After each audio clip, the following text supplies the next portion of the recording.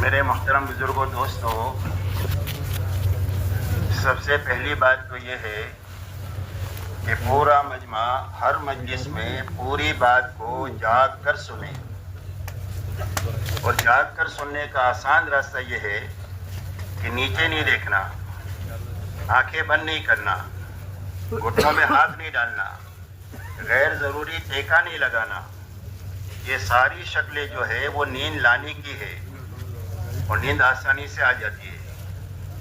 اس لیے پورے مجمع سے پہلی درخواست یہ ہے کہ پوری بات کو جاگ کر سنیں، اور جاگ کر سننے کے لیے آسان راستہ یہ ہے کہ بات کرنے والے کی طرف دیکھتے رہیں تو انشاءاللہ نیند نہیں آئے گی۔ پھر بھی اگر آنکھ بند ہونے لگے تو اپنی آنکھوں کو مل کر کے اپنی نیند کو دور کیا جائے۔ پڑوسی بھی ایک دوسرے کا خیال رکھے کہ کوئی سو رہا ہو تو اس کو محبت کے ساتھ جگا دے۔ یہ اس کے ساتھ خیر خواہی ہے کہ اس کو پوری مجلس میں جاگ کر سننے کے لیے تیار کیا جائے۔ اس کے لیے پورے مجمع سے پہلی درخواست تو یہ ہے کہ وہ پورا مجمع اس کے لیے تیار ہے،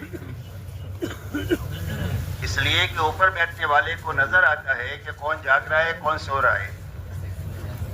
اس لیے آپ سے ہماری درخواست جاگ کر پوری بات کے سننے کی ہے۔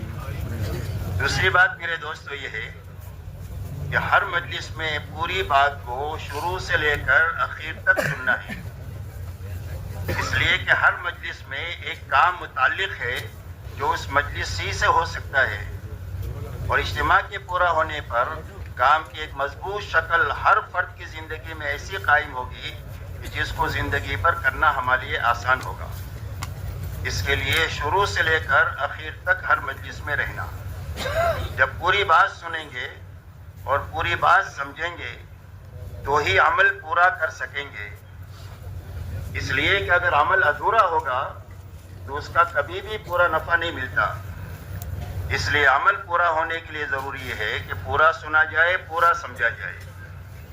دنیا میں کوئی بھی کام ایسا نہیں ہے کہ ادھورا کرنے سے یا نہ کرنے سے یا غلط کر کے صرف باتیں کرنے سے اس کا نفع ملتا ہو، ایسا دنیا میں کوئی بھی کام نہیں ہے۔ اس لیے پورا کام کرنا آسان ہو، اس کے لیے شروع سے لے کر آخر تک پوری بات کو سننا۔ اس کے لیے مجلس میں شروع سے رہنا، آخر تک رہنا۔ اللہ یہ کہ کوئی واقعی ایسی کوئی مجبوری ہے کہ جس کی وجہ سے اٹھنا ضروری ہے اور شریعت بھی اس کی اجازت دیتی ہے تو پھر اٹھنے میں کوئی حرج نہیں ہے، ورنہ غیر ضروری مجلس سے اٹھا نہ جائے۔ اس لیے کہ شیطان بیچ میں آ کر بیٹھ کر آدمی کو گدگدی کرتا ہے مجلس سے اٹھانے کے لیے۔ اور شیطان کی گدگدی کیا ہے؟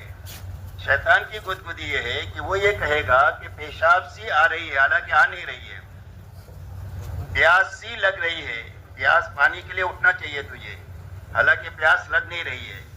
اگر بیٹھ کر کے سن لے تو کوئی حرج نہیں ہے، لیکن پھر بھی اس کو اٹھانے کے لیے گدگدی کرتا ہے۔ اس کے لیے کوشش یہ کرے کہ پوری مجلس میں شروع سے لے کر آخر تک رہیں، کہ وہ رہیں گے سارے کے سارے انشاءاللہ۔ تیسری بات میرے دوستو یہ ہے کہ پوری بات کو دھیان اور توجہ سے سننا ہے، کہ جسم بھی یہاں ہے اور دل دماغ بھی یہاں ہے، تاکہ بات کانوں کے راستے سے دل تک پہنچ جائے۔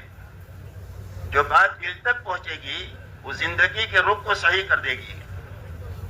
دین کی بات کا بہت زبردست اثر ہے، لیکن اس کا اثر اس وقت میں ملے گا جب یہ کانوں کے راستے سے دل تک پہنچے۔ اسی لیے کتابوں میں ایک واقعہ آتا ہے کہ ایک جماعت کسی گھر میں ڈکیتی ڈالنے کی کوشش کر رہی تھی۔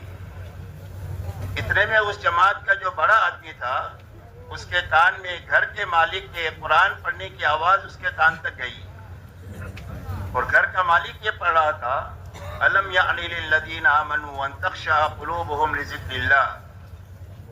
کیا ایمان والوں کے لیے وقت آیا نہیں ہے کہ ان کے دل اللہ کے لیے ڈر جائے، اللہ سے ڈر جائے؟ بس اس بات کا کانوں کے راستے سے دل تک کیا پہنچنا تھا، فوراً اس جماعت کے بڑے آدمی کے دل میں اللہ نے یہ بات ڈالی، اور انہوں نے اپنی زبان سے فوراً یہ کہا، آ گیا آ گیا، اور اپنے سارے ڈکیتی کے سامان کو توڑ کر چھوڑ کر پھوڑ کر پورا مجمع بیت اللہ پہنچا، پکی سچی توبہ کیا، اور اس کے بڑے آدمی جو تھے وہ بہت بڑے اللہ والے بن کر فضیل ابن عیاض اس دنیا سے گئے. یہ دین کی بات کا اثر ہے، لیکن دین کی بات کا اثر اس وقت میں ظاہر ہوگا جب کانوں کے راستے سے یہ دل تک پہنچے. اس لیے دل تک پہنچنے کے لیے ضروری ہے کہ پوری بات کو دھیان اور توجہ کے ساتھ سنا جائے. اسی کے ساتھ میں عمل کی نیت سے بات کو سننا، اس لیے کہ اللہ کی یہاں سے داد و دہش کا جو نظام ہے وہ آدمی کی نیت اور ارادہ ہے. اگر آدمی کا ارادہ ہی نہیں عمل کا تو اللہ کی طرف سے توفیق نہیں ملے گی. اللہ کی طرف سے توفیق ملنے کی پہلی بنیاد سچا ارادہ ہے، اور سچا ارادہ اس کو کہتے ہیں کہ جس کے پیچھے اپنے بس کی کوشش ہو، اس کو سچا ارادہ کہتے ہیں. ورنہ تو اس کو آرزو کہیں گے یا تمنا کہیں گے، اور آرزو اور تمنا پر بھی ہدایت کا اللہ کی طرف سے فیصلہ نہیں ہوتا ہے اور توفیق نہیں ملتی ہے. توفیق جو ملے گی وہ ارادے پر ملے گی، اور ارادے کی سچائی کی علامت یہ ہے کہ ارادہ کرنے کے بعد آدمی اپنے بس کی کوشش اور صحیح کرے. دنیا کے ہر کام میں آدمی ارادہ کرتا ہے، شادی کا، سفر کا، کاروبار کا، مکان بنانے کا. تو ارادہ کرنے کے بعد اپنے بس کی کوشش کرتا ہے. جب کوشش کرتا ہے تو اللہ تعالیٰ اس کو بارآور فرما دیتے ہیں اور اس کو پورا کروا دیتے ہیں اپنی قدرت کاملہ سے. اس کے لیے عمل کا ارادہ کریں گے تو اللہ عمل کی توفیق دیں گے، اور ہر حال میں اللہ تعالیٰ عمل کرا دیں گے. جی چاہے نہ چاہے، ماحول سازگار ہو ناسازگار ہو، طبیعت چاہے نہ چاہے، ہر حال میں عمل کی توفیق ملے گی، وہ عمل کی نیت کی برکت سے. اسی لیے حدیث پاک میں فرمایا وَإِنَّمَا لِكُلِّ امْرِئٍ مَّا نَوَىٰ، فرمایا ہر انسان کو وہ چیز ملے گی جس کی اس نے نیت کی، ارادہ کیا، اور اس کے بعد اپنے بس کی کوشش کیا. اس کے لیے عمل کی نیت سے بات کو سنیں. جو بھائی عمل کی نیت سے سنیں گے انشاءاللہ. اسی کے ساتھ میں اچھی طرح سمجھتے ہوئے، اچھی طرح کرتے ہوئے، اپنے گھر سے لے کر پورے عالم میں اور ساری انسانیت تک پہنچانے کی نیت سے بات کو سنیں. کہ اپنے گھر تک پہنچائیں گے اور گھر کے راستے سے پورے عالم میں اور ساری انسانیت تک پہنچائیں گے. دین کی بات کا حق ایک تبلیغ ہے. حضور صلی اللہ علیہ وسلم فرماتے ہیں بلغوا عنی ولو آیا، میری طرف سے ایک بات بھی تمہیں پہنچ جائے تو اس کو آگے پہنچا دو. اور یہ فرمایا رب مبلغ او عام سامع، بہت مرتبہ ایسا ہوگا کہ جس کو آپ نے بات پہنچائی وہ سننے والے سے زیادہ سمجھدار ہوتا ہے، زیادہ ہمت والا ہوتا ہے. کہ آپ نے ایک کو پہنچایا، اس نے 1000 کو پہنچایا، تو پہلے آدمی کو ایک کا بھی ثواب ملے گا، 1000 کا بھی ملے گا. اور جس کو آپ نے کام پر کھڑا کیا ہے وہ جتنے لوگوں کو کام پر کھڑا کرے گا ان کے ثواب میں کوئی کمی ہوئے بغیر اللہ تعالیٰ اس کھڑے کرنے والے کو پورے انسانوں کے اعمال کا ثواب دیں گے جو اس کی محنت پر کھڑے ہوں گے. اس لیے پورے عالم کی اور ساری انسانیت کی نیت کریں. انشاءاللہ پورے عالم میں جائیں گے اور ساری انسانیت تک بات کو پہنچائیں گے. جو بھی ارادہ کرتے ہیں انشاءاللہ یہ. اب پورے عالم اور انسانیت تک بات کے پہنچانے کا کیا راستہ ہے؟ عالم تو بہت بڑا ہے، کئی سو ملک ہے اور 800 کروڑ انسان ہے دنیا میں.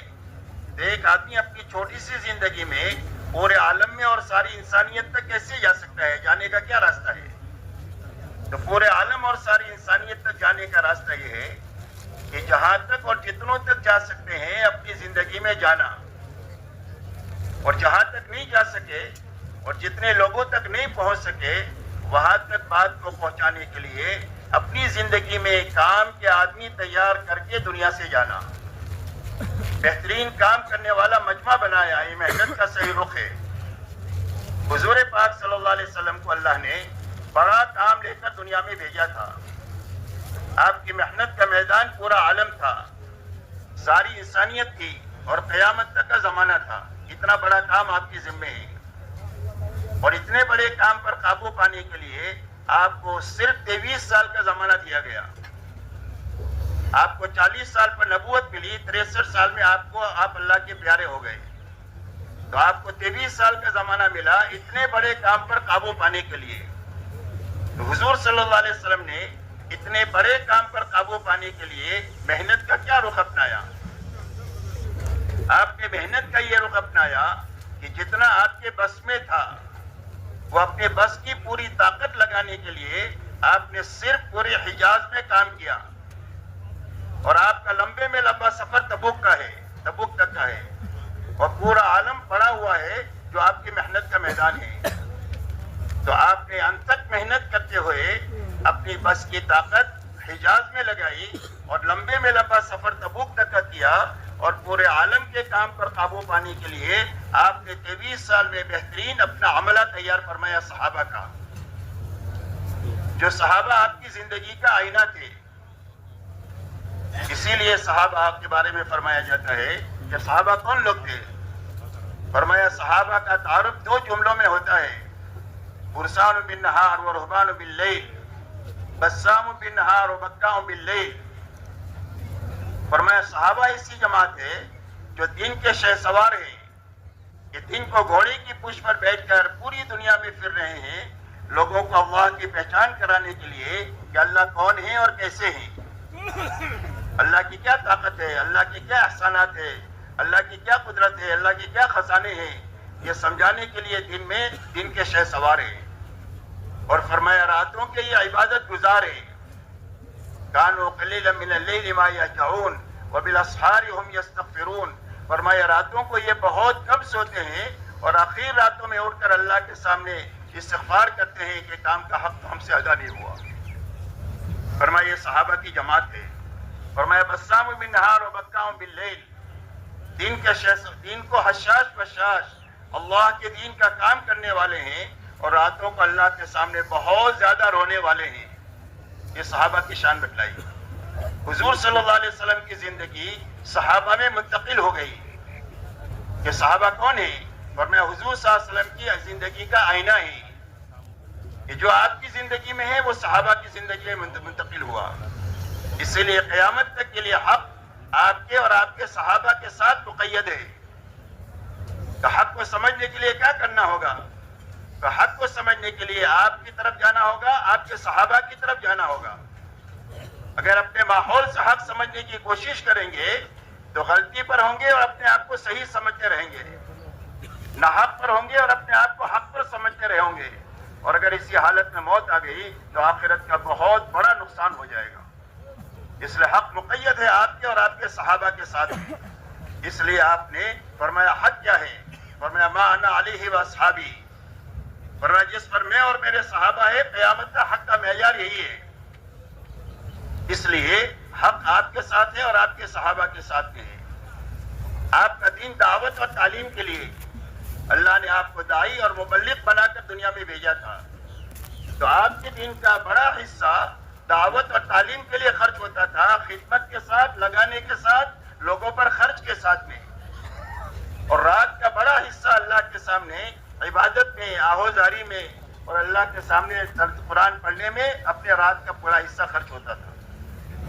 اسی لیے فرمایا کہ حضور پاک صلی اللہ علیہ وسلم رات کو ایسا روتے تھے کہ آپ کے سینے سے ایسی آواز آتی تھی جیسے ہنڈیا کے ابلنے کی آواز آتی ہے، اور آپ اتنا لمبا قیام کرتے تھے کہ آپ کے پیروں پر ورم آ جاتا تھا۔ یہی دونوں چیزیں آپ کے صحابہ میں منتقل ہوئی۔ اس لیے میرے دوستوں، کام کا صحیح رخ یہ ہے کہ کام کو اچھی طرح سمجھا جائے، اچھی طرح کام کو کیا جائے، اور اچھی طرح کرنے والے بہترین آدمی تیار کر کے اس دنیا سے جایا جائے۔ آدمی کو بانجھ بن کر کے نہیں بننا چاہیے کہ زندگی بھر تبلیغ میں رہے، ایک آدمی بھی نہیں بنا، یہ تبلیغی بانجھ پنا ہے۔ عورت بانجھ ہوتی ہے جو زندگی بھر نکاح میں رہے اور ایک بھی بچہ نہ پیدا ہو، عورت بانجھ ہے۔ ایسا زندگی بھر تبلیغ کی اور ایک آدمی بھی نہ بنے تو یہ تبلیغی بانجھ پنا ہے۔ تو بانجھ بن کر نہیں جانا چاہیے، بلکہ بہترین عملہ مسجد کی سطح سے، حلقے کی سطح سے، شہر کی سطح سے، ملک کی سطح سے، عالم کی سطح سے ایسا بہترین مجمع کام کا بننا چاہیے، اور ایسے مجمع کو چھوڑ کر جانا چاہیے کہ ہم اطمینان سے جی بھی سکے، اطمینان سے مر بھی سکے۔ ایک باپ اپنے بچوں کو دیکھ لیتا ہے کہ میرے کاروبار کو سنبھال لیا ہے، میری کھیتی کو، میرے سپر مارکیٹ کو، میری فیکٹری کو، اطمینان سے جی بھی لیتا ہے، اطمینان سے مر بھی جاتا ہے۔ اور اگر اس کی زندگی میں اس کے بچے کام کو نہ سنبھالے تو اطمینان سے جی بھی نہیں سکتا، اطمینان سے مر بھی نہیں سکتا۔ اس لیے میرے دوستوں، کام کا صحیح رخ یہ ہے کہ عملہ بنانا اچھی طرح سمجھنا، اچھی طرح کرنا. حضور پاک صلی اللہ علیہ وسلم کے ہاتھوں صحابہ بنے.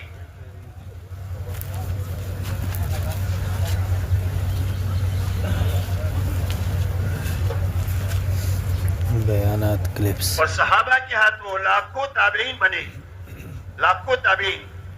یہ کام کا صحیح رخ ہے، مجمع کے ذریعے سے مجمع بننا، آدمی کے ذریعے سے کام کے آدمی بننا، یہ محنت کا صحیح رخ ہے. تابعین نے لاکھوں تابعین کو بنایا، اور تابعین نے لاکھوں ایمان والوں کو بنایا. اس کے بعد اللہ تعالیٰ نے اولیاء اللہ کا سلسلہ چلایا. ایک ایک ولی کے ہاتھوں دنیا میں لاکھوں لوگ تیار ہوئے. حضرت خواجہ معین الدین چشتی اجمیری رحمۃ اللہ علیہ نے ڈھاکہ سے اجمیر کا ایک سفر کیا. اس سفر میں 90 لاکھ لوگ ایمان میں داخل ہوئے. یہ محنت کا رخ قائم ہوا آدمیوں کے ذریعے سے آدمی بننے کا. پھر اللہ جل شانہ نے امت پر رحم فرمایا اور انسانیت پر رحم فرما کر کے محنت کا ایسا رخ عطا فرمایا کہ جو حضور صلی اللہ علیہ وسلم کے زمانے کے کام کے بہت زیادہ قریب ہے، ایسا کام کا رخ اللہ تعالیٰ نے عطا فرمایا. آپ کے زمانے میں کام کا یہ رخ تھا کہ سارے ایمان والے اپنے دین کے بارے میں فکر مند تھے، اپنی بس کی محنت کرنے والے تھے، اور اپنے بس کی طاقت دعا کی اللہ کے سامنے لگانے والے تھے. پورے ایمان والوں کی یہ 3 بنیادیں تھی. ہر ایک اپنے دین کے بارے میں فکر مند تھے، دین کے بارے میں اپنی بس کی محنت لگانے والے تھے، اور اللہ کے سامنے دعا کی طاقت لگانے والے تھے. یہ تینوں بنیادیں 100% ایمان والوں میں تھی، جس کے نتیجے میں اللہ تعالیٰ نے دنیا میں دین کو قائم فرمایا. اللہ تعالیٰ نے محنت کا وہ رخ ہمارے زمانے میں عطا فرمایا. الحمدللہ اتنا بڑا مجمع جو یہاں میدان میں جمع ہے 3 دن کے لیے، اس کے بعد بھی بڑا مجمع آئے گا. اتنا ہی یہ سارا مجمع یہاں پر جو آ رہا ہے وہ بالکل اسی نوعیت کا ہے جس نوعیت کا مجمع حضور صلی اللہ علیہ وسلم کے زمانے میں کام میں تھا. تاجر بھی تھے، کسان بھی تھے، مزدور بھی تھے، مالدار بھی تھے، غریب بھی تھے، جوان بھی تھے، بوڑھے بھی تھے، بیمار بھی تھے، تندرست بھی تھے. غرض یہ کہ جو نوعیت آپ کے زمانے میں مجمع کی تھی، اللہ نے محنت کا وہ رخ ہمارے زمانے میں قائم فرمایا کہ اس پورے مجمع میں وہ ساری نوعیت کے لوگ موجود ہیں، اور صرف یہاں پر دین کے لیے آئے ہیں اور کوئی غرض نہیں ہے، اور صرف یہ سمجھنے کے لیے آئے ہیں کہ دین کی محنت کیا ہے کہ جس کو اپنی زندگی کا ہم مقصد بنائیں. اس کے لیے آئیے، اس لیے کہ ہر انسان کی زندگی کا ایک مقصد ہے، ایک ضرورت ہے. مقصد سمجھنا ہے، ضرورت سمجھنا ہے، تاکہ زندگی مقصد پر مقصد کے اعتبار سے لگے اور ضرورت پر ضرورت کے اعتبار سے لگے. یہ سمجھداری کی بات ہے. جو آدمی ضرورت کو مقصد بنا دے اور مقصد کو ضرورت سے بھی نیچے درجہ دے دے، یہ ناسمجھی کی بات ہے، اور یہ اپنے آپ کو مشکلات میں اور پریشانیوں میں مبتلا کرنے کا کام ہے. اسی لیے یہ سمجھنے کے لیے پورا مجمع یہاں پر آیا ہے. اللہ تعالیٰ نے ایسا کام کا رخ ہمیں عطا فرمایا. اس لیے میرے دوستو ہمیں اس چیز کو سمجھنا ہے، صرف کہنے سننے کی حد تک نہیں رہنا ہے کہ بھئی کوئی کہہ رہا ہے، کوئی سن رہا ہے، اس کے بعد میں جو ہے وہ ہم 3 دن پورا ہو گئے، دعا کے بعد چلے گئے. بلکہ یہ سمجھنے کے لیے ہم جمع ہوئے ہیں کہ ہم یہ سمجھے کہ ہماری زندگی کا مقصد کیا ہے اور ہماری ضرورتیں کیا ہیں، تاکہ مقصد پر مقصد کے اعتبار سے ہماری جانی مالی طاقت لگے اور ضرورت پر بقدر ضرورت لگے. یہی سمجھداری کی بات ہے کہ بھئی انشاءاللہ یہ سمجھنے کے لیے سارا مجمع تیار ہے نا انشاءاللہ.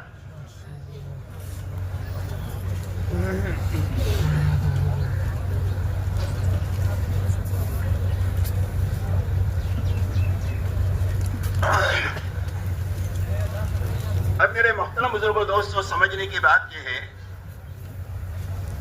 کہ اس دنیا میں انسانوں کو اللہ تعالیٰ نے ان کی عقل پر نہیں چھوڑا کہ وہ اپنی عقل سے یہ طے کرے کہ مقصد کیا ہے اور ضرورت کیا ہے.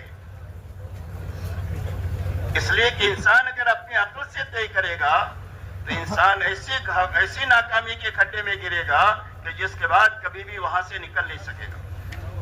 اس لیے کہ ہر زمانے میں ناسمجھوں کی تعداد زیادہ ہوتی ہے.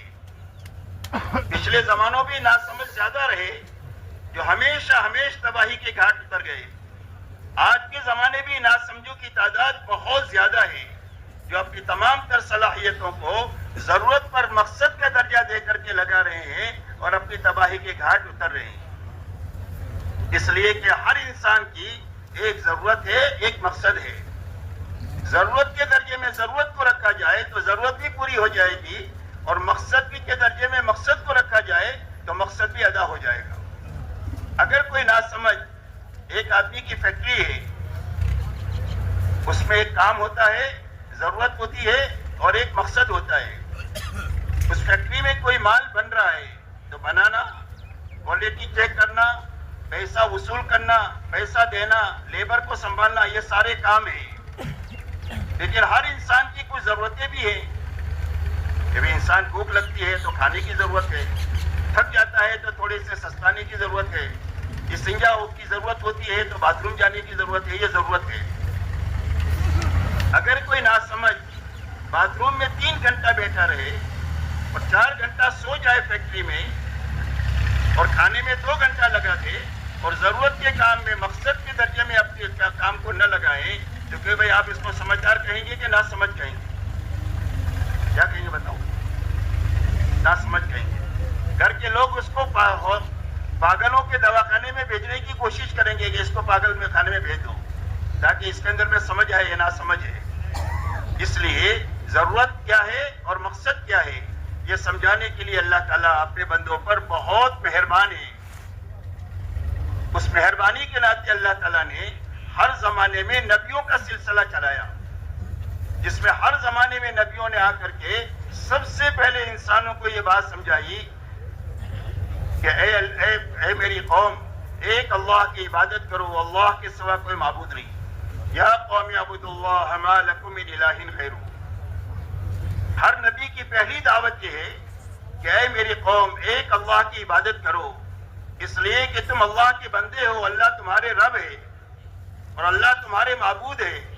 اس لیے تمہارا تعلق اللہ کے ساتھ جو ہونا چاہیے وہ عبادت اور بندگی کا ہونا چاہیے اور اطاعت کا ہونا چاہیے، کہ زندگی کے ہر حرکت اور سکون میں اللہ کی اطاعت اور فرما برداری کے ساتھ جیو اور اسی پر مرو. اس لیے کہ دین کے ساتھ جینے کا حکم ہے اور دین پر مرنے کا حکم ہے. اسی لیے اللہ تعالیٰ فرماتے ہیں وَاعْبُدْ رَبَّكَ حَتَّىٰ يَأْتِيَكَ الْيَقِينُ. حضور صلی اللہ علیہ وسلم کو اللہ تعالیٰ حکم دے رہے ہیں کہ اللہ کی عبادت میں، اطاعت میں، بندگی میں لگے رہو. کب تک؟ فرمایا موت تک. اور فرمایا لا تموتن الا وانتم مسلمون. فرمایا تم مسلمان ہو کر کے مری ہو، نافرمان بن کر کے نہ مری ہو. تو کون مسلمان ہو کر کے مرے گا؟ جو مسلمان ہو کر جیے گا وہ مسلمان ہو کر مرے گا، اور جو مسلمان ہو کر مرے گا وہ مسلمان ہو کر کے حشر میں اٹھے گا. جیسی زندگی ایسی موت ہے، اور جیسی موت ہے ایسا قیامت کے دن اٹھنا ہے. اس لیے میرے دوستو، ہر نبی نے سب سے پہلے انسانوں کو جو بات فرمائی یا قوم اعبدوا اللہ ما لکم من الہ غیرہ، اے میری قوم، ایک اللہ کی عبادت کرو، اس کے سوا تمہارا کوئی معبود نہیں ہے. اس لیے سب سے پہلا کام اور سب سے پہلا مقصد ہر انسان کا دنیا میں یہ ہے کہ اللہ کی عبادت اور بندگی کے ساتھ زندگی گزارے. تو عبادت کے معنی کیا ہے؟ عبادت کے معنی ہے اطاعت کے، کہ زندگی کے ہر حرکت اور سکون میں اللہ کی طرف سے جو احکامات ہیں کرنے کے، وہ کرتے ہوئے زندگی گزارے، اور جو بچنے کے لائق احکامات ہیں اس سے بچتے ہوئے زندگی گزارے. یہ معنی ہے عبادت کے، کہ اپنی کوئی بھی زندگی کا ہر حرکت اور سکون خواہش پر نہیں ہونا چاہیے بلکہ حکم پر ہونا چاہیے. اس لیے کہ دنیا میں جینے کے 2 ہی راستے ہیں، تیسرا کوئی راستہ نہیں ہے.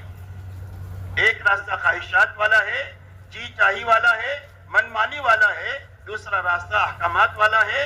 احکامات والا راستہ نبی لے کر آتے ہیں، خواہشات والا راستہ فرعون، شداد اور حامان کا ہے. خواہشات والا راستہ جہنم کی طرف جاتا ہے، حکموں والا راستہ اللہ کی طرف اور جنت کی طرف جاتا ہے.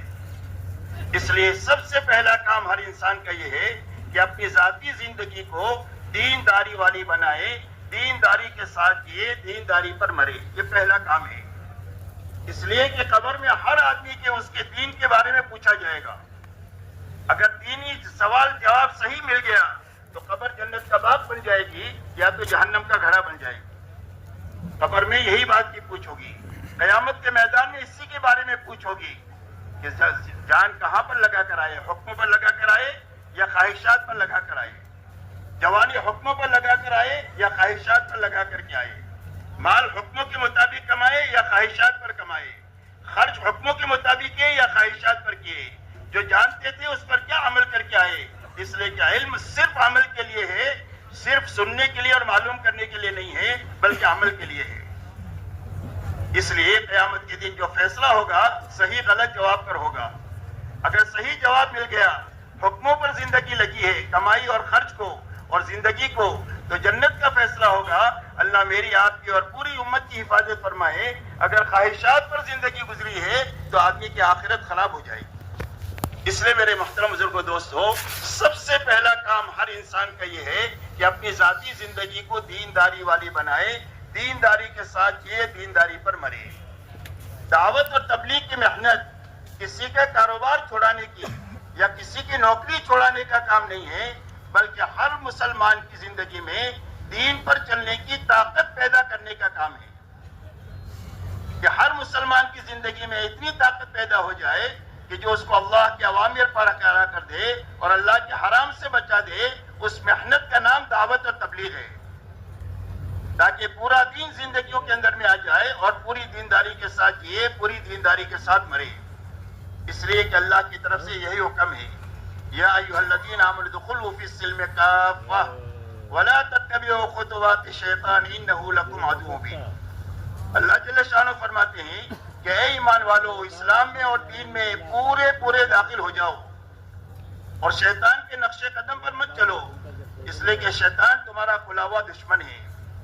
اس آیت کریمہ کے شان نزول کے بارے میں مفسرین نے یہ لکھا ہے کہ یہ آیت اتری حضرت عبداللہ ابن سلام رضی اللہ تعالیٰ عنہ کے بارے میں، جو اسلام سے پہلے کسی آسمانی مذہب کے ماننے والے تھے، جو سچا تھا اسلام سے پہلے، اور اس مذہب میں اونٹ کا گوشت کھانا منع تھا۔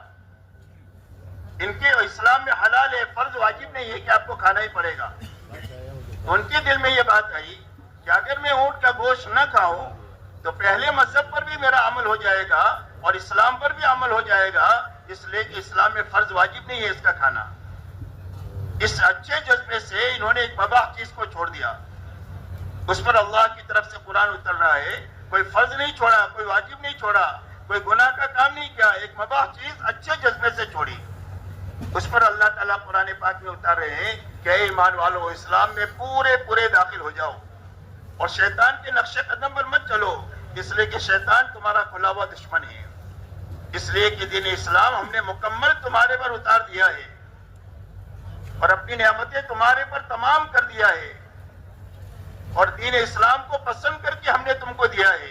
اس لیے اب کسی اور راستے کی طرف اور کسی مذہب کی طرف، کسی اور طور طریقوں کی طرف، کسی اور رسم و رواج کی طرف قوم کے، علاقوں کے، ملک کے کسی کو دیکھنے کی اجازت نہیں ہے۔ ہر حال میں حکم دیکھنے کی اور حضور صلی اللہ علیہ وسلم کے طریقے کو دیکھنے کا حکم ہے کہ اس کو رکھ کر کے زندگی گزارے۔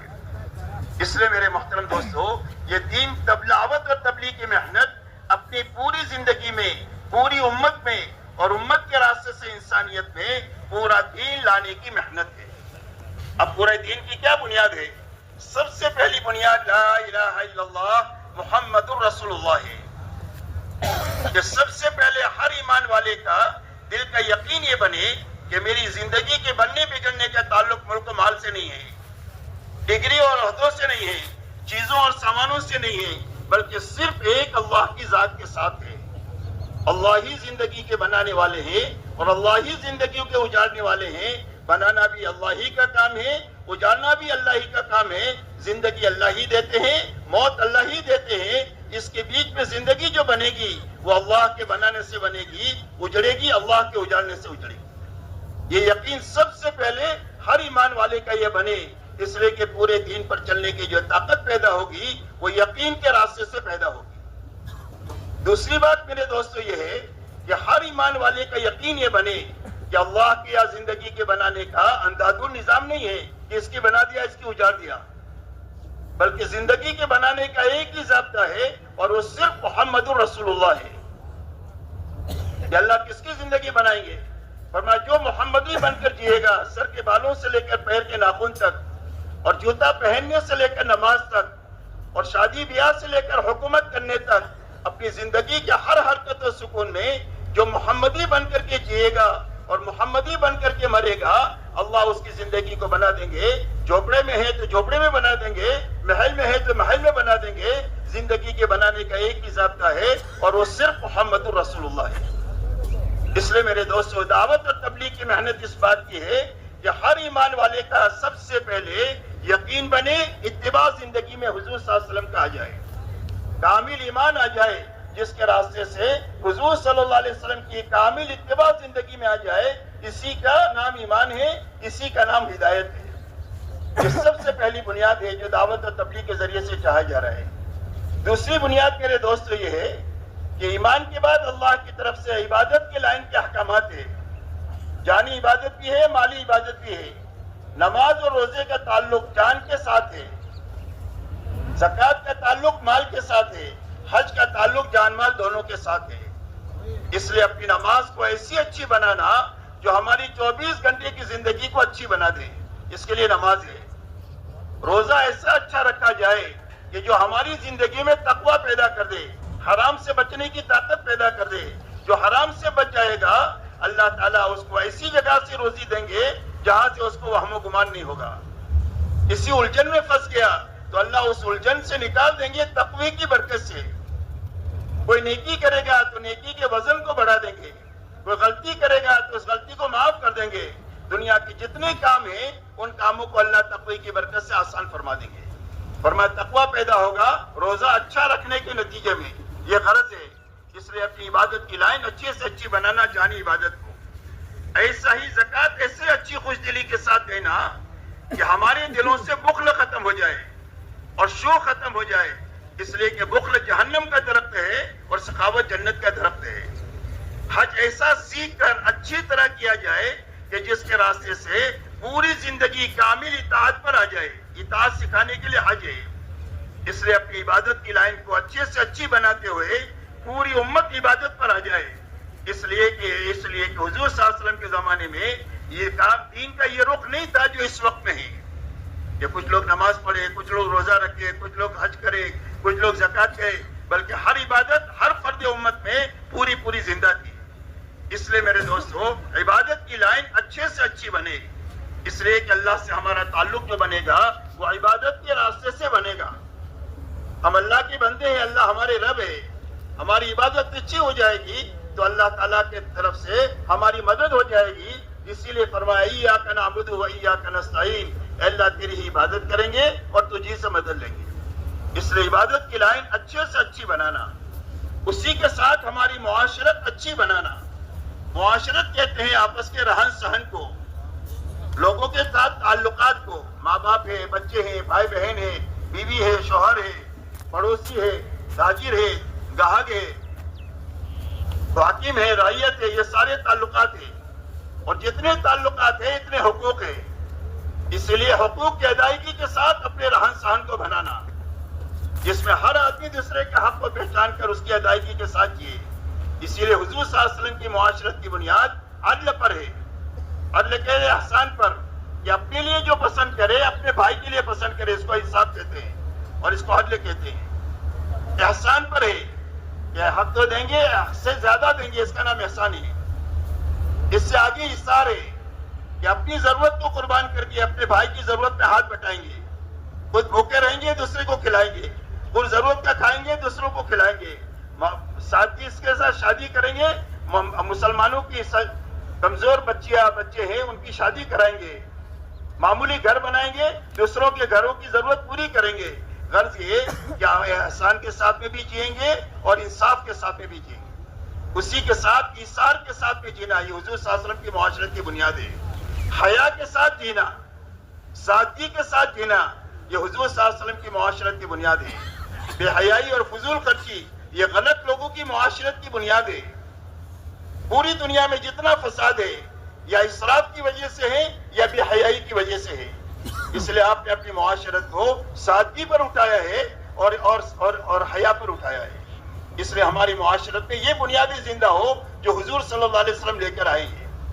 اسی کے ساتھ ہر انسان کی ضرورتیں ہیں، ان ضرورتوں کے حاصل ہونے میں حلال راستہ اختیار کرنا، حرام سے اپنے آپ کو بچانا، حلال راستہ اپنانا، حرام سے بچانا، اسراف سے نکلنا، سنت پر اپنی زندگی کو لانا۔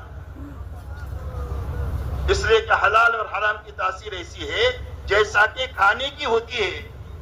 کھانا اچھا کھائے آدمی تو طاقت بنے گی، خوشی بنے گی۔ بیانات کلپس، بیانات آدمی کلپس۔ سڑا ہوا کھانا کھائے تو آدمی کے لیے فوڈ پوائزن ہو جائے گا، جلاب ہو جائے گا، خے ہو جائے گی، تھوڑی پھنسی نکل جائے گی، اس لیے کہ اگر سڑا ہوا کھانا پیٹ میں چلا گیا۔ ایسی حلال اور حرام کی تاثیر ہے۔ ایک اللہ والے فرماتے ہیں کہ میری دعوت کا ایک نیک آدمی نے اس کا کھانا کھانے کے بعد کئی دنوں تہجد پڑھنے کا مجھے مزہ آیا۔ جب حلال زندگی میں آئے گا تو عبادت سوجے گی اور عبادت کی طرف رغبت ہوگی، عبادت کی طرف طبیعت چلے گی، عبادت میں جان پیدا ہو جائے گی۔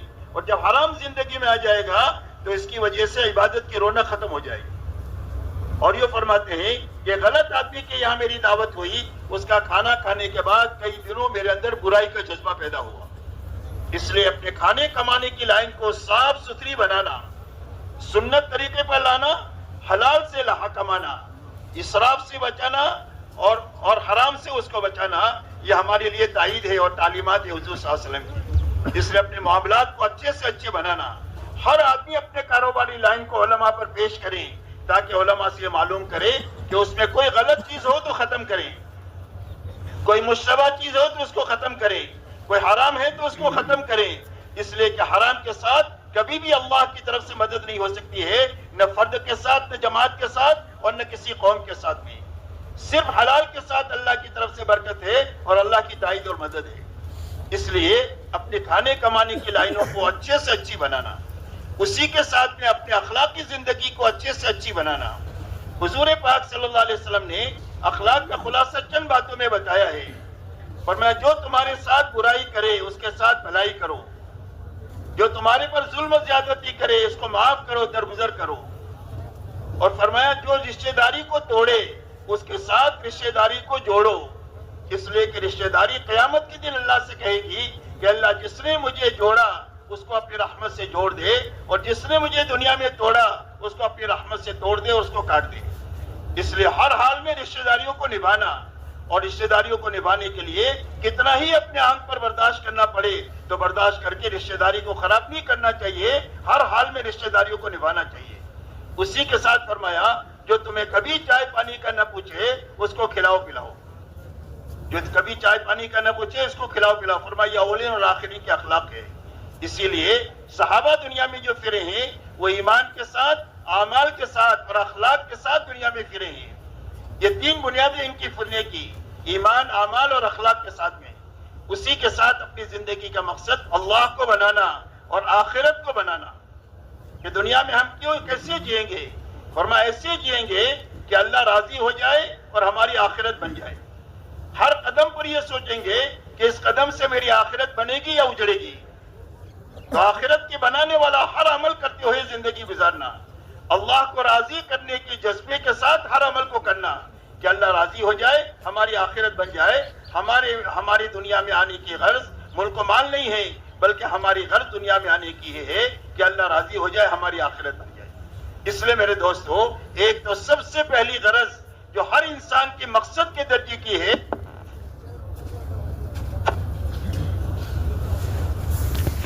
بیانات کلپس، بیانات کلپس۔ دوسرا مقصد بہت زیادہ آواز ہے، تھوڑا کم کر دیجیے۔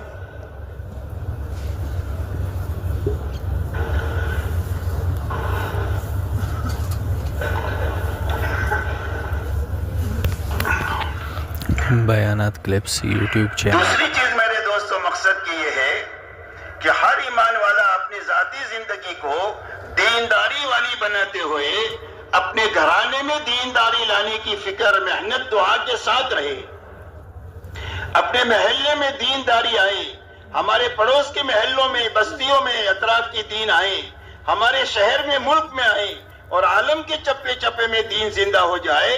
اس کی فکر، محنت اور دعا کے ساتھ جینا یہ ہر ایمان والے کی دوسری ضرورت ہے، دوسرا مقصد ہے۔ اور زندگی کی ذمہ داری ہے۔ ذمہ داری اس کو کہتے ہیں کہ پوری ہو جائے تو اللہ کی بڑی بڑی مددیں ہو جائے، اس کو ذمہ داری کہتے ہیں۔ اور اگر ذمہ داری پوری نہ ہو تو اللہ کی طرف سے پوچھ بھی ہو جائے، ایسے مسائل اور ایسے حالات پیدا ہو جائے کہ جینا بھی مشکل ہو جائے اور دین پر رہنا بھی مشکل ہو جائے، یہاں تک کہ ایمان کے لالے پڑ جائے، ذمہ داری پوری نہیں ہوتی ہے تو ایسے حالات دنیا میں پیدا ہوتے ہیں، اور ذمہ داری پوری ہو جاتی ہے تو اللہ کی مدد سے دنیا بھی سنور جاتی ہے، آخرت بھی سنور جاتی ہے۔ اسی لیے حضور پاک علیہ الصلوۃ والسلام نے پوری امت کو دین پر اور دین کی محنت پر اٹھایا ہے۔ اللہ تعالیٰ بھی قرآن پاک میں ہر ایمان والوں کو یہ دونوں ذمہ داری سمجھاتے ہیں، فَاسْتَقِمْ كَمَا أُمِرْتَ وَمَنْ تَابَ مَعَكَ۔ فرما حضور صلی اللہ علیہ وسلم کو یہ حکم ہے کہ آپ اپنے آپ کو پابند بنائیں ان تمام احکامات کا جو اللہ کی طرف سے آپ کو دیے گئے ہیں، اور جو آپ کے ساتھ ایمان لانے والے ہیں ان کے بھی ذمے سب سے پہلا کام یہ ہے کہ اپنی ذاتی زندگی کو دینداری والی بنائیں، استقامت والی بنائیں اور پابندی والی بنائیں۔ یہ پہلی ذمہ داری ہے آپ کی بھی اور پوری امت کی اور قیامت تک کے آنے والے انسانوں کی۔ دوسری ذمہ داری اللہ تعالیٰ قرآن پاک میں فرماتے ہیں، یا ایھا الذین آمنوا کونوا انصار اللہ۔ اللہ جل شانہ سارے ایمان والوں سے مخاطب ہے، قیامت تک آنے والے ایمان والوں سے کہ اے ایمان والو، اللہ کے دین کے مددگار بن کر دنیا میں جیو۔ تو اللہ کے دین کی نصرت اور مدد کیا ہے کہ اپنی زندگی کو ذاتی دینداری بناتے ہوئے اپنے گھرانے سے لے کر عالم کے دیندار بننے کی فکر کرنا، محنت کرنا اور دعا کرنا، یہ تین چیزیں ہمارے ذہن میں ہیں، فکر، محنت اور دعا۔ حضور صلی اللہ علیہ وسلم کے صفات جو بیان کیے گئے اس میں سے بعضی صفات میں یہ آتا ہے کہ آپ دائم الفکرہ متواصل الاحزان لیست لہ راحہ، فرمایا آپ ہمیشہ فکر مند رہتے تھے، آپ ہمیشہ غمگین رہتے تھے اور آپ کو کبھی کسی کروٹ چین نہیں تھی، راحت نہیں تھی، ہمیشہ آپ کام میں رہتے تھے۔ اس لیے دین کی نصرت ہر ایمان والے کی ذمہ داری ہے۔ اسی لیے جب دین کے بڑے مددگار ہو گئے، کچھ سالوں کے بعد دعوت کا کام شروع ہونے کے بعد اور حضور صلی اللہ علیہ وسلم کو نبوت کی ذمہ داری ملنے کے بعد جب دین کے مددگار بڑھے اور ہجرت وجود میں آئی اور انصار کھڑے ہوئے، تو اس وقت میں انصار کے دل میں یہ بات آئی کہ کام کے شروع میں کام کے تقاضے بہت تھے اور کام کرنے والے تھوڑے تھے، تو سارے تقاضے ہمارے پر ہی آتے تھے، اور ان تقاضوں کو پورا کرنے کی وجہ سے باغات کی دیکھ بھال میں کمی ہوئی ہے، جس کی وجہ سے باغات میں کچھ ویرانی سی آئی ہوئی ہے۔ اگر حضور صلی اللہ علیہ وسلم تھوڑی سی چھٹی دے دیں اور تھوڑی سی ہم کو مہلت دے دیں تو ہم اپنے باغات کی دیکھ بھال کر کے ہم واپس آ کر کے کام میں لگ جائیں گے۔ ابھی آپ نے کوئی جواب نہیں دیا، اور اللہ کی طرف سے قرآن اتر رہا ہے، انفقوا فی سبیل اللہ ولا تلقوا بأیدیکم الی التہلکہ واحسنوا ان اللہ یحب المحسنین۔ اللہ جل شانہ فرماتے ہیں کہ دین کے لیے اپنی جان اور مال کو لگاتے رہو اور خرچ کرتے رہو، لگے رہو اور لگاتے رہو، اور اپنے ہاتھوں اپنے آپ کو ہلاکت میں مت ڈالو۔ یہ دین کی محنت کو چھوڑ کر اپنی دنیا کے سنوارنے کے لیے تمہارے جانے کی جو بات دل میں پیدا ہو رہی ہے، یہ اپنے ہاتھوں اپنے آپ کو ہلاکت میں ڈالنے والی بات ہے۔ اس لیے کہ جس راستے پر تم جانا چاہ رہے ہو وہ راستہ غیر یقینی ہے زندگیوں کے بنانے کا، اور بہت لمبا راستہ ہے کہ صدیاں بیت جائیں گی اور نسلیں ختم ہو جائے گی اور تمہارے مسائل حل نہیں ہوں گے، اور یہ راستہ جس راستے پر تم ہو یہ بہت ہی شارٹ کٹ راستہ ہے اور زندگیوں کے بنانے کا یقینی راستہ ہے۔ تھوڑے سے عرصے میں تمہارے سارے مسائل یقینی طور پر حل ہو جائیں گے اور مختصر عرصے میں ہو جائیں گے۔ اس لیے اپنے ہاتھوں ہلاکت میں مت ڈالو اور نیکی کے راستے پر چلتے رہو، اللہ نیکوکاروں کو پسند فرماتے ہیں۔ اس لیے میرے محترم دوستو، یہ دو بنیادیں ہیں جو مقصد کے درجے ہی کی ہر ایمان والے کی، ایک تو دعوت ہے اور ایک عبادت ہے، ایک استقامت ہے، ایک نصرت ہے، ایک دین ہے، ایک دین کی محنت ہے۔ اگر یہ دو بنیادیں امت میں زندہ رہے گی تو اللہ تعالیٰ کی مدد امت کے ساتھ رہے گی، اور اگر یہ دو بنیادوں میں کمی ہو جائے گی تو اللہ کی مدد روٹ جانے کی وجہ سے امت کے بعد جتنے ہی دنیاوی لائن کے وسائل ہو، لیکن وسائل سے ان کے مسائل حل نہیں ہوں گے، جیسے اس وقت میں نہیں ہو رہے ہیں، اس لیے کہ وسائل اسی وقت میں حل ہوں گے جب امت مقصد پر آئے گی۔ اس لیے میرے دوستو، حضور پاک صلی اللہ علیہ وسلم نے پوری امت کو ان دو بنیادوں پر اٹھایا ہے، اور ان دونوں بنیادوں پر اٹھانے کے لیے اس دنیا میں اللہ نے جس چیز کو سبب بنایا ہے وہ محنت کو سبب بنایا ہے، اس لیے کہ دنیا محنت کی جگہ ہے، یہ دنیا محنت کی جگہ ہے، ہر کام کے پیچھے محنت ہے، معمولی دنیا کی چیز کو حاصل کرنے کے لیے آدمی کو محنت کرنا پڑے گی، اس لیے کہ دنیا کو محنت کی جگہ اللہ نے بنایا ہے۔ پوری دنیا میں جو نقشہ قائم ہوا ہے دنیا کی ترقی کا، چمک دمک کا، یہ رونق کا، یہ ایسا ہی اندھادھند نہیں بنا ہے، بلکہ میرے دوستو انسانوں کی اس کے پیچھے محنت لگی ہے، انسانوں کی جان مال لگی ہے، انسانوں کی صلاحیتیں اس کے پر لگی ہے، اپنی آخرت دنیا کو برباد کر کے اس کے پیچھے لگے ہیں، جس کے نتیجے میں دنیا کی یہ رونق اور چمک دمک بنی ہے۔ اگر آج سے 100 سال پہلے انسانوں کو یہ بتا دیا جاتا کہ 100 سال کے بعد دنیا کا یہ نقشہ ہوگا تو کوئی بھی اس کو ماننے کے لیے تیار نہ ہوتا، لیکن آپ اور ہم اچھی طرح جانتے ہیں کہ دنیا میں جو کچھ بھی ترقی نظر آ رہی ہے یہ انسانوں کی محنت کا ثمرہ ہے، اس لیے کہ اللہ تعالیٰ نے دنیا کو محنت کی جگہ بنایا ہے۔ حضور پاک علیہ السلام نے پوری امت کو بنانے کے لیے اور امت جن مسائل سے دوچار تھی ان مسائل سے نکالنے کے لیے آپ نے ان کی محنت کا رخ صحیح کیا ہے، یاد سمجھا ہے، یہ اچھی طرح سمجھنا ہے۔ بیانات کلپس یوٹیوب چینل بیانات کلپس۔ آپ اور ہم بخوبی یہ جانتے ہیں کہ آپ کی بعثت اس زمانے میں ہوئی ہے جس زمانے میں جہالت آخری درجے کی تھی اور گمراہی آخری درجے کی تھی، یہاں تک کہ آپ کے زمانے کا نام زمانے جاہلیت ہے، کہ زمانے جاہلیت میں آپ کی بعثت ہوئی ہے، کہ لوگ ننگا طواف کرتے تھے، بیت اللہ میں اللہ کے علاوہ 360 کی پوجا ہوتی تھی، یہ جہالت ہے، یہ گمراہی، اس درجے کی گمراہی تھی، اور گمراہی اور جہالت کی وجہ سے ساری انسانیت کے سارے مسائل الجھے ہوئے تھے، کوئی چول اپنی جگہ پر فٹ نہیں تھی، ساری چول اپنی جگہ سے ہلی ہوئی تھی۔ اب یہ سارے مسائل حل ہو جائے اور جہالت ختم ہو جائے اور گمراہی ختم ہو جائے، اس کے لیے حضور پاک صلی اللہ علیہ وسلم کو اللہ تعالیٰ نے نبوت کا پیغام دے کر آپ کو دعوت اور دعا دے کر کے بھیجا، اور آپ نے امت میں کام شروع فرمایا۔